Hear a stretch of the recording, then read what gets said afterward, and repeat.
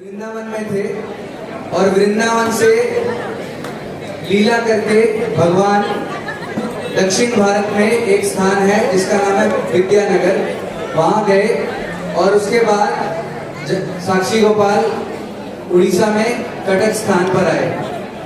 तो जब भगवान चैतन्य महाप्रभु नित्यानंद प्रभु और उनके पार्षदों के साथ संकीर्तन करते हुए उड़ीसा में उत्कल क्षेत्र में भ्रमण कर रहे थे, तो सबसे पहले चैतन्य महाप्रभु वराहदेव भगवान के दर्शन करने के लिए भगवान वराहदेव के दर्शन करने के लिए याजी ग्राम नामक स्थान पर पहुंचे, जिस स्थान पर भगवान वराहदेव का मंदिर है।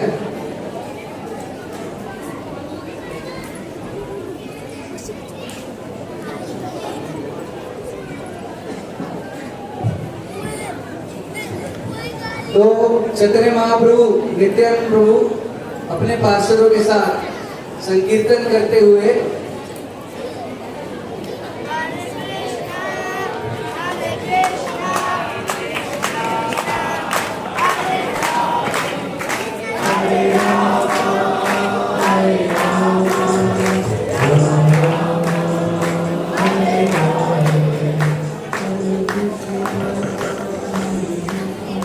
वराहदेव के दर्शन याजी ग्राम में चैतन्य महाप्रभु नित्यानंद प्रभु ने किए और उसके पश्चात वे संकीर्तन करते हुए आगे कटक पहुंचे और उस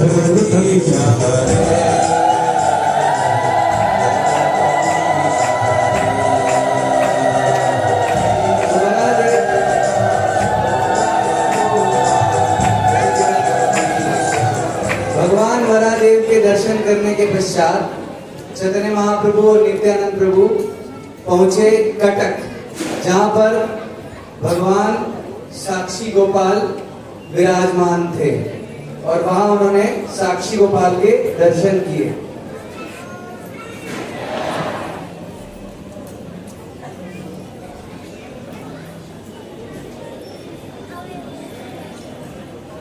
गोविंद जय जय जय जय गोपाल जय जय गोविंद जय जय गोपाल जय जय हरि गोविंद जय जय हरि गोविंद जय जय गोविंद जय जय गोपाल जय जय गोविंद जय जय गोपाल जय जय। तो जब चैतन्य महाप्रभु नित्यानंद प्रभु के साथ साक्षी गोपाल मंदिर पहुंचे, तो साक्षी गोपाल के विग्रह का दर्शन करते हुए भगवान चैतन्य महाप्रभु आनंद विभोर हो गए और नित्यानंद प्रभु से वार्तालाप करने लगे।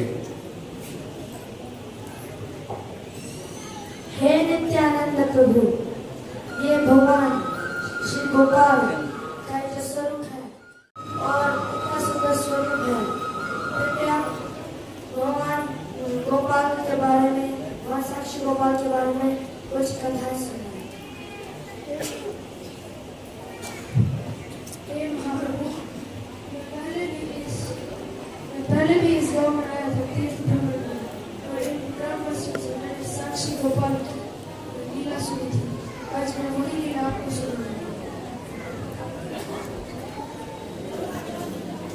तो इस प्रकार नित्यानंद प्रभु चैतन्य महाप्रभु को साक्षी गोपाल की लीला सुनाना प्रारंभ करते हैं।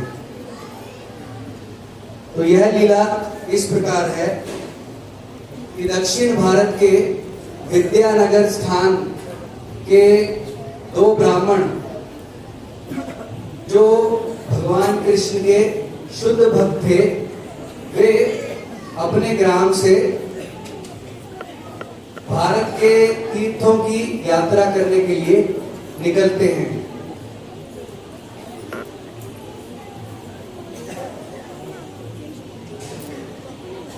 वो एक बूढ़ा ब्राह्मण था और एक युवक ब्राह्मण, दोनों तीर्थ में एक साथ जा रहे थे और वो युवक ब्राह्मण उस बूढ़े ब्राह्मण की सब प्रकार से विनम्र सेवाएं कर रहा था।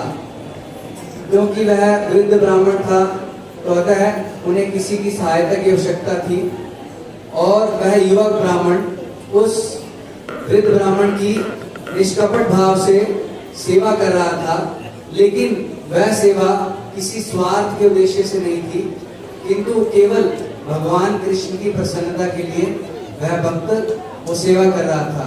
क्योंकि वैष्णव की सेवा करने से भगवान कृष्ण अत्यंत संतुष्ट होते हैं। इस प्रकार वे एक साथ भ्रमण करते हुए प्रयाग, काशी और अलग अलग तीर्थों पर पहुंचते हैं। तो सबसे पहले वो जाते हैं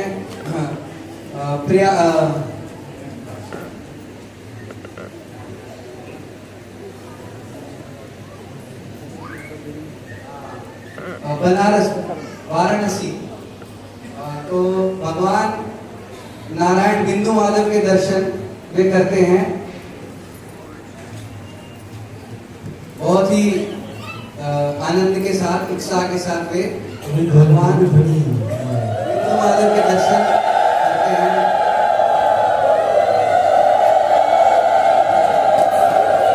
तत्पश्चात वे काशी जाते हैं और काशी में काशी विश्वनाथ भगवान के दर्शन करते हैं।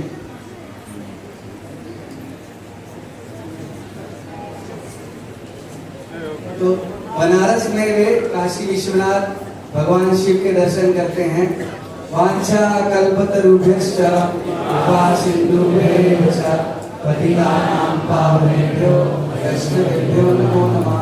तो परम वैष्णव भगवान शिव के दर्शन करके वे अपने यात्रा की निर्विघ्न समाप्ति का आशीर्वाद मांगते हैं।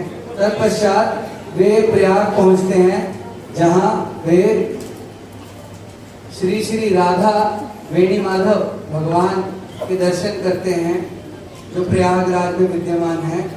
और भगवान श्री चैतन्य महाप्रभु भी जब प्रयाग गए थे तो उन्होंने श्री श्री राधा वेणी माधव भगवान के दर्शन किए।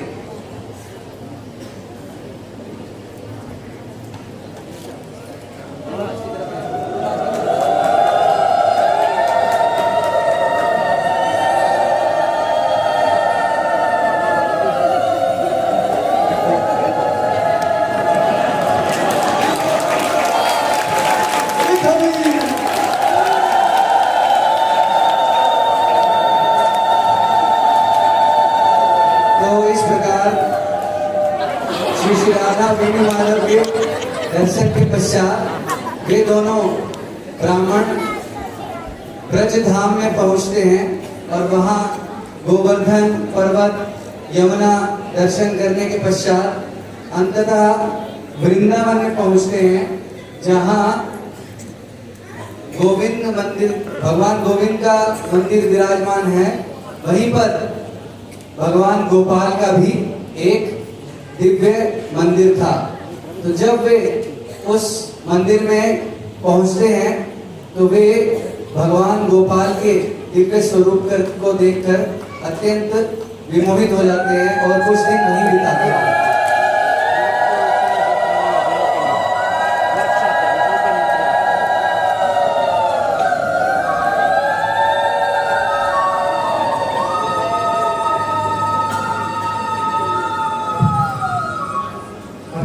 अद्भुत दर्शन है। देखो ना कितने सुंदर लग रहे हैं भगवान। मैं एक बात और कहना चाहूंगा, पता है मैं बुजुर्ग ब्राह्मण हूँ। जब मैं घर से चला था इस तीर्थ यात्रा के लिए तो मैंने सोचा था कि शायद हो सकता है तीर्थ यात्रा में मैं प्राण चले जाए, लेकिन तुम जैसे नवे ब्राह्मण के कारण मेरा बहुत बहुत सेवा की आपने गई, मेरी बहुत सेवा के कारण आज मैं बहुत प्रसन्न हूँ और मैं चाहता हूँ कि प्रसन्नता के अवसर पे तुम मुझसे कुछ मांगना चाहते हो तो मांगो। नहीं नहीं ये विप्र महाशय, नहीं नहीं ये विप्र महाशय, मैं आपकी सेवा किसी व्यापार के उद्देश्य से नहीं कर रहा हूँ। ब्राह्मणों और वैष्णवों की सेवा करने से भगवान कृष्ण प्रसन्न होते हैं, इसीलिए मैं तो मात्र भगवान विष्णु की तुष्टि के लिए ही आपकी सेवा कर रहा हूँ। मेरा और कोई भी प्रयोजन नहीं है। बहुत सुंदर, मैं जानता हूँ आपके भाव बहुत श्रेष्ठ है, आप एक अच्छे ब्राह्मण हैं, परंतु फिर भी मैं आपकी सेवा से अत्यंत प्रसन्न हूँ। देखो मैं तुम्हें और कुछ तो नहीं दे सकता, लेकिन मैं चाहता हूँ क्यों ना तुम मेरे पुत्र के बराबर दर्जा प्राप्त करो, क्यों ना तुम मेरी बेटी का हाथ स्वीकार करो। नहीं नहीं हे विप्र महाशय, ये आप क्या कह रहे हैं? ये तो अत्यंत असंभव सी बात है। आप कहाँ एक उच्च कुल के ब्राह्मण, मैं कहाँ एक निम्न कुल का ब्राह्मण। आप एक अत्यंत शिक्षित परिवार से हैं और मेरी शिक्षा भी अत्यंत उच्च नहीं है। आप अत्यंत धनाढ़ परिवार से हैं और मैं ठहरा कहाँ एक निर्धन ब्राह्मण। हमारा और आपका तो कोई बराबरी ही नहीं है। देखो मैं जानता हूँ कि तुम अत्यंत विनम्र ब्राह्मण हो, पर एक ब्राह्मण अपने गुणों से जाना जाता है। तुम निश्चित तौर पर निम्न कुल के ब्राह्मण नहीं हो सकते। तुम्हारे गुणों और संस्कार को देख के मैं जानता हूँ कि तुम अत्यंत उच्च कोटि के ब्राह्मण हो। मैं तुमसे अत्यंत प्रसन्न हूँ। तुम निश्चित तौर पर कार्य कर सकते हो, मेरी बेटी का हाथ स्वीकार कर सकते हो। नहीं नहीं विप्र महाशय, आप ऐसा वचन देने से पहले आप अपने रिश्तेदार, अपने परिवार, इन सब से एक बार राय और सहमति तो लेनी ही चाहिए आपको। क्या आपको भीष्मक और रुक्मिणी की कहानी नहीं याद है? ठीक है, तुम्हें संशय है? अगर तुम्हें संशय है तो मैं गोपाल के सामने प्रतिज्ञा करता हूँ कि मैं अपनी पुत्री का हाथ सिर्फ और सिर्फ तुम्हारे हाथ में दूंगा। ये मेरा वचन है, ये इस ब्राह्मण का वचन है। हे गोपाल, आज एक ब्राह्मण महाशय ने वचन दिया है, इसके केवल आप ही साक्षी हैं। आवश्यकता पड़ने पर मैं आपको साक्ष्य के लिए अवश्य बुलाऊंगा। तो इस प्रकार गोपाल के सामने वे दोनों प्रतिज्ञा करते हैं और गोपाल को साक्षी मान के वो वचन देते हैं और इसके बाद वे अपने गांव दक्षिण भारत वापस लौट जाते हैं विद्यानगर में। और जब वो वृद्ध ब्राह्मण अपने घर पहुंचता है तो उसके बाद वो यह स्मरण करता है कि उसने वृंदावन में क्या प्रतिज्ञा की थी और चिंतित होता है।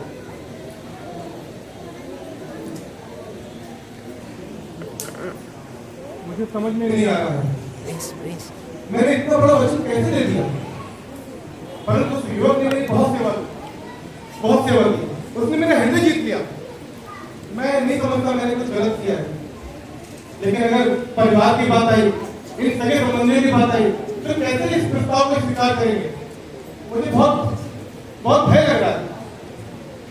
पर मुझे ये भी लगता है कि हो सकता है अगर मैं इनको समझाऊं, अपने सगे संबंधियों को यहाँ बुलाऊं और उन्हें इस प्रस्ताव के बारे में बताऊं, तो शायद उस प्रस्ताव का स्वीकार करें। मुझे प्रयास करना चाहिए। मैं कोशिश करता हूँ एक बार अपने सभी सगे संबंधियों से बात करने की, शायद वो इस प्रस्ताव को स्वीकार कर लें। तो इस प्रकार वह वृद्ध ब्राह्मण अपने सगे संबंधियों परिवारजनों को एकत्रित करता है और उनके साथ चर्चा करता है और अपने हृदय की बात को उनके सामने प्रकट करता है।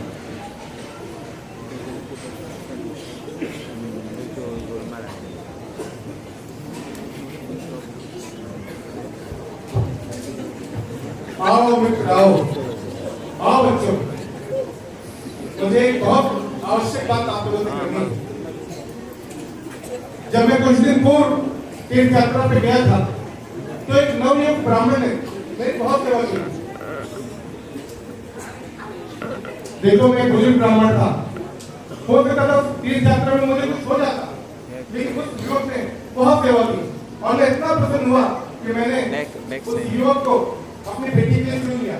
मुझे लगा कि क्यों ना मैं अपनी बेटी का हाथ उसके हाथ में ले दूं, और मैंने गोपाल जी के सामने ये वचन दिया कि मेरी बेटी उसकी हो जाएगी। जी ये आप क्या कह रहे हैं, और ऐसा कहने का आप सोच भी कैसे सकते हैं? मैंने तो ऐसा सोचा भी नहीं था कि आप ऐसा कभी करेंगे। आप हमारी पुत्री का विवाह उस निर्धन ब्राह्मण के साथ करना चाहते हैं? वो अशिक्षित निर्धन ब्राह्मण हमारे परिवार का और उस निर्धन ब्राह्मण का तुलना ही क्या है? हम उच्च कोटि के उच्च कुल के ब्राह्मण हैं। धन धान्य रथ घोड़े हाथी किस चीज की कमी है हमारे पास?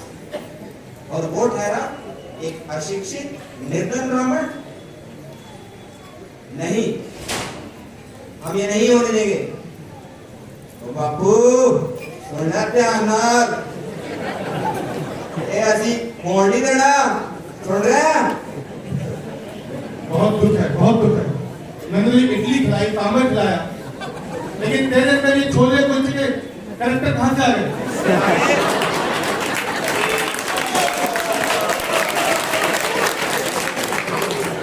अभी भेजेगा तो इतना ही को डांटने।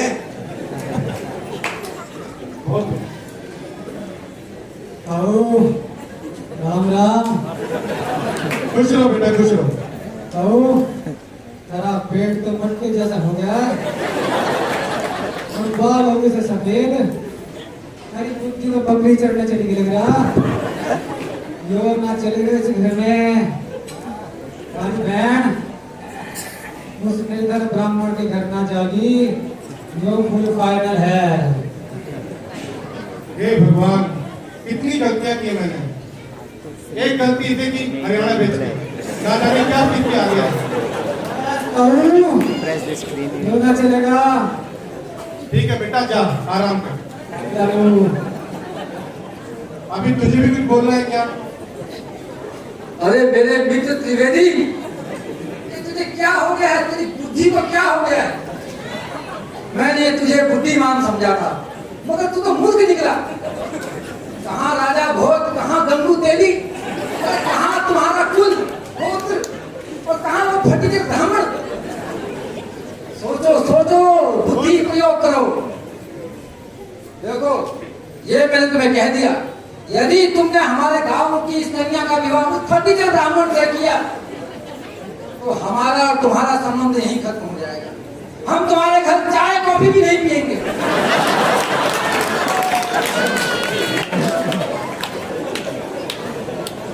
लगाओ बुद्धि, लगाओ, सोचो, ये क्या करने जा रहे हो? अपना कहाँ कुल और कहाँ वो फटीके ब्राह्मण। मुझे उम्मीद थी कि तुम तो समझोगे, लेकिन तुम भी ऐसा बोल रहे हो। बहुत दुख है, बहुत दुख है। भगवान मालिक,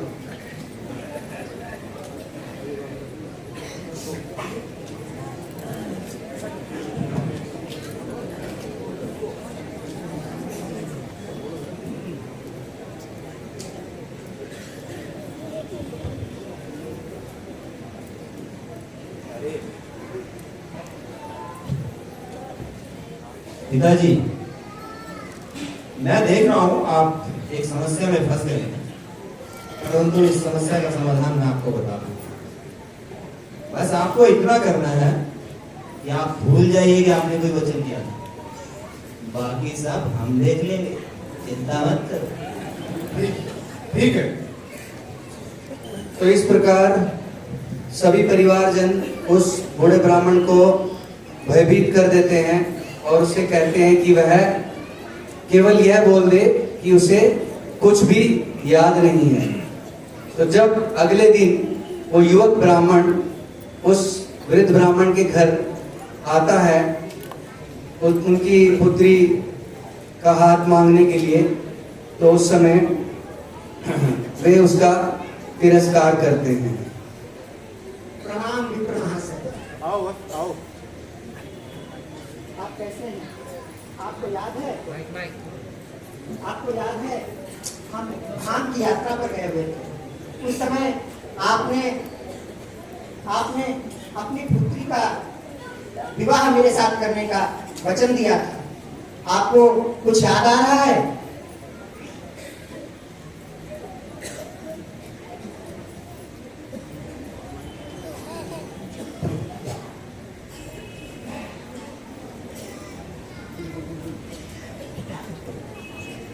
गुड़ गुड़ गुड़ गुड़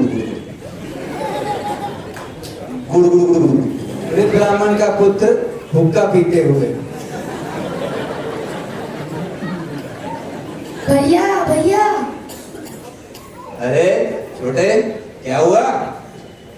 अरे आपने सुना कि वो जो वृद्ध ब्राह्मण है, अरे कौन सा नहीं ब्राह्मण, युवा ब्राह्मण। अच्छा, कौन सा युवा ब्राह्मण? अरे वही ब्राह्मण जो हमारे पिता ने हमारी पुत्री दान करने को कहा था। हमारी बहन को। अच्छा, वो निर्धन ब्राह्मण यहाँ तक आ गया? हाँ, उसकी इतनी हिम्मत। अब चल तू मेरे साथ, फिर देख मैं क्या करता हूँ। आजा।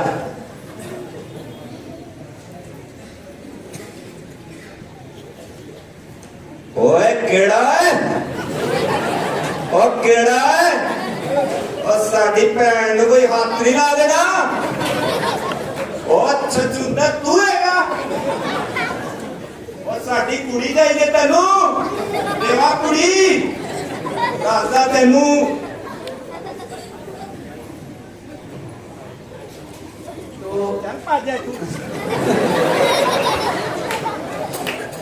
तो इस प्रकार उस युवा ब्राह्मण को उस वृद्ध ब्राह्मण का पुत्र बहुत ही तिरस्कृत करके, अपमानित करके उस स्थान से भगा देता है।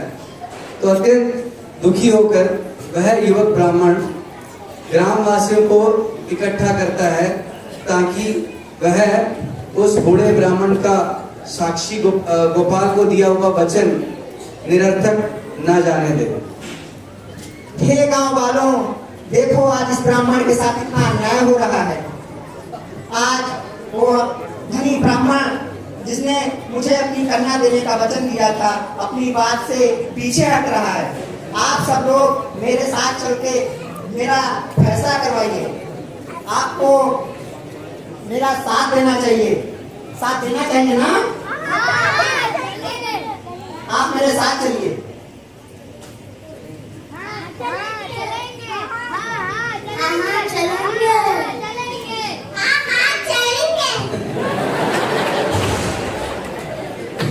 तो इस प्रकार वह युवक ब्राह्मण ग्रामवासियों को एकत्रित करके उस बूढ़े ब्राह्मण के घर तक ले जाता है।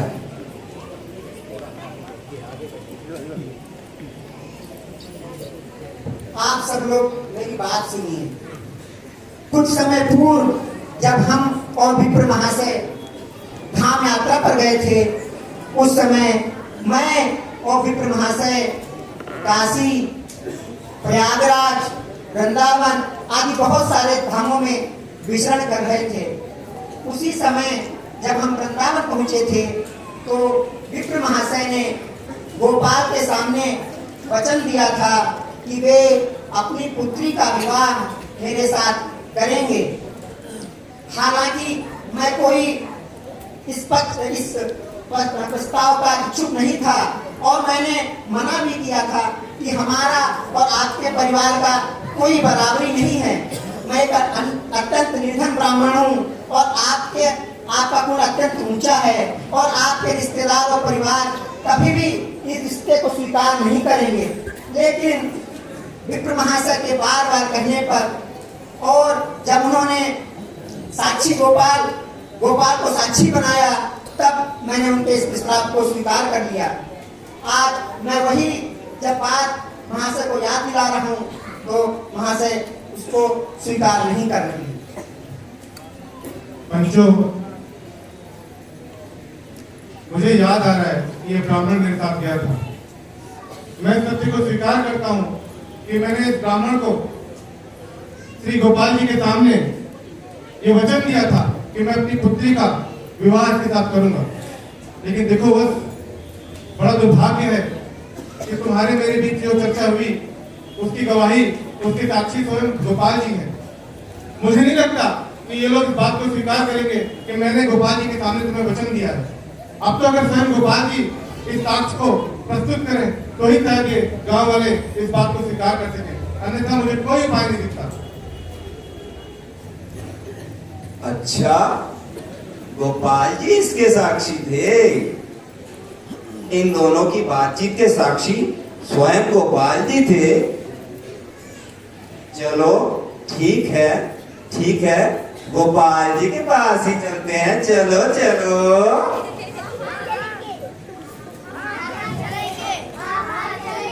हे विप्र महाशय,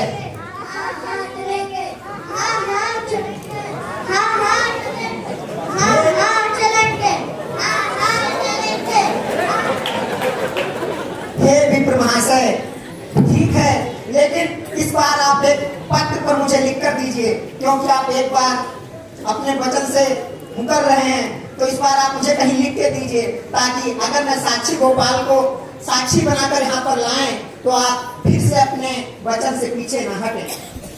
ये वचन मेरा ही नहीं, शायद सारे पंचों का होगा। अगर आप गोपाल जी यहाँ साक्ष्य देने आते हैं तो निश्चित तौर पर आपकी बात को स्वीकार किया जाएगा। तो इस प्रकार वार्तालाप होने के बाद वह युवक ब्राह्मण फिर से विद्यानगर से वृंदावन की ओर प्रस्थान करता है और वृंदावन पहुंचकर भगवान गोपाल के दर्शन कर उनसे विनम्र निवेदन करता है। पाहि मां, पाहि मां, पाहि मां।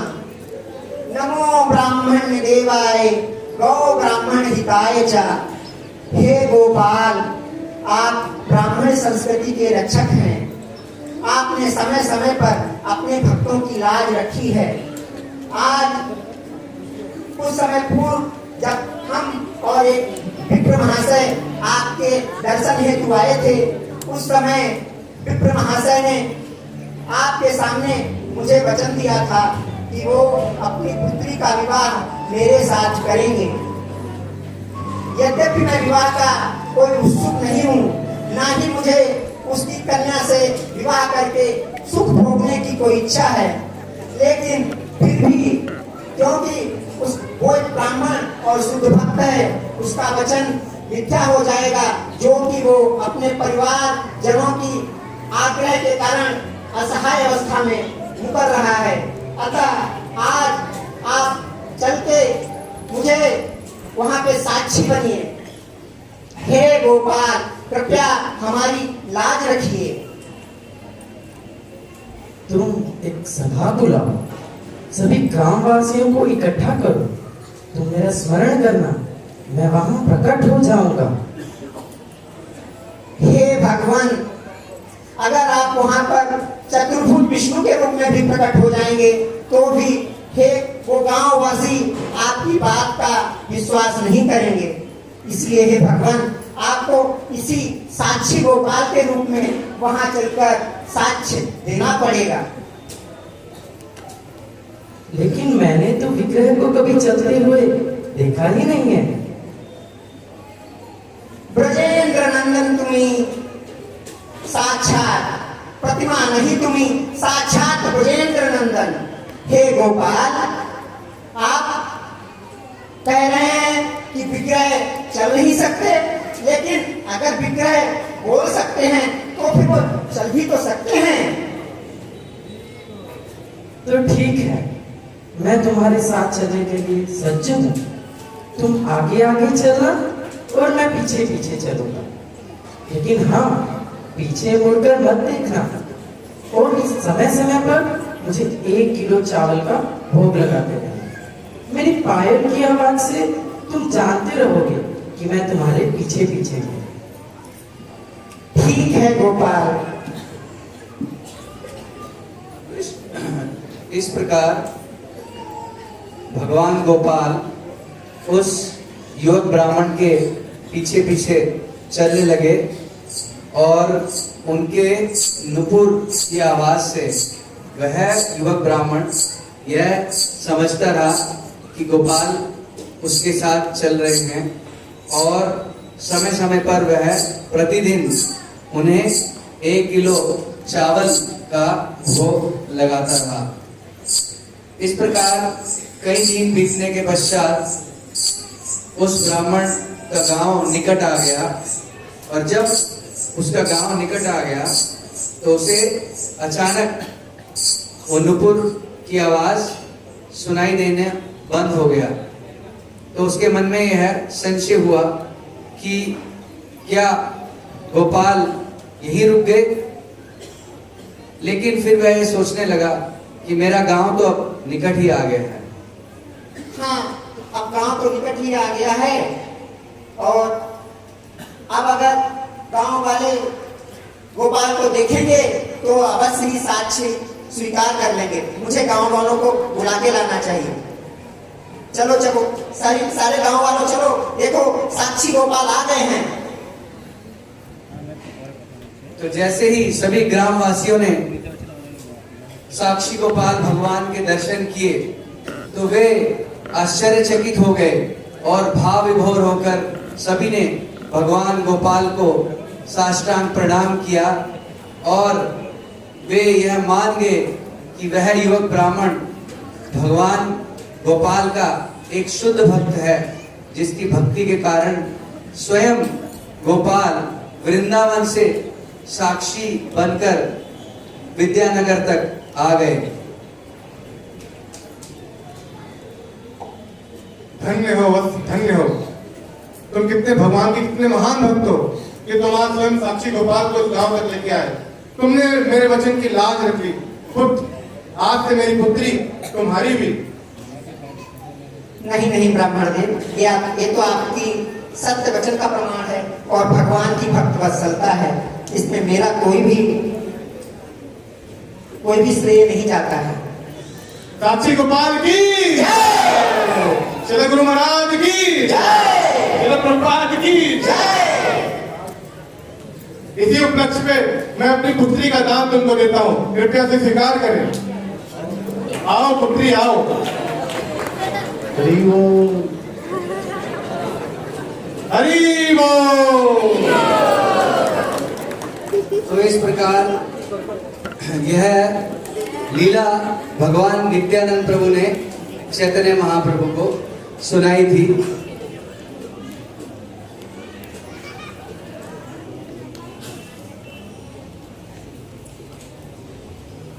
तो ये थी साक्षी गोपाल की दिव्य लीला। भगवान साक्षी गोपाल को मेरा दंडवत प्रणाम। श्री श्री साक्षी गोपाल की हरे कृष्णा कृष्णा कृष्णा हरे हरे, हरे राम राम राम हरे हरे। श्री गोपाल की जय, स्वामी शंकर महाराज की जय, गौर प्रेमानंद।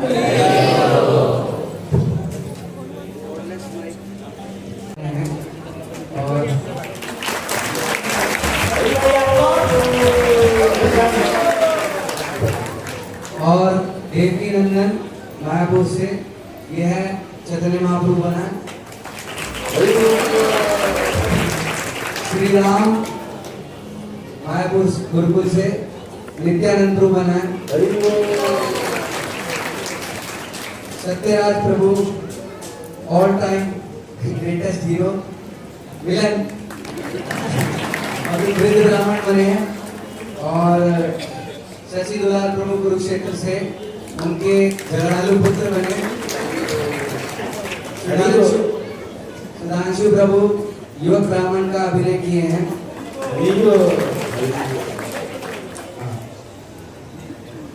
प्रहलाद उत्तराखंड से यह वेणी माधव बना था। और राधिका हिसार से राधिका श्रीमती राधा रानी बनी थी।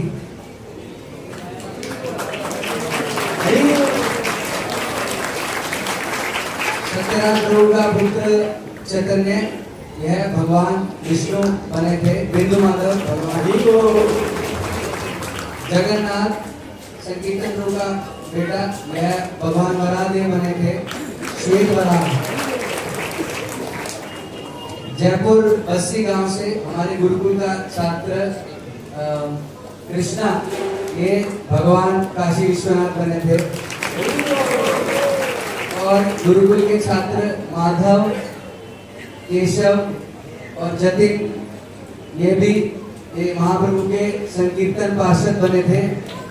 और बहुत सारे छोटे बच्चे भी मायापुर के और अलग स्थान के महाप्रभु के संकीर्तन पार्षद बने थे। और इनका कोई सीन नहीं था, लेकिन फिर भी हमारे आदित्य मायापुर से हनुमान जी बन गए हैं।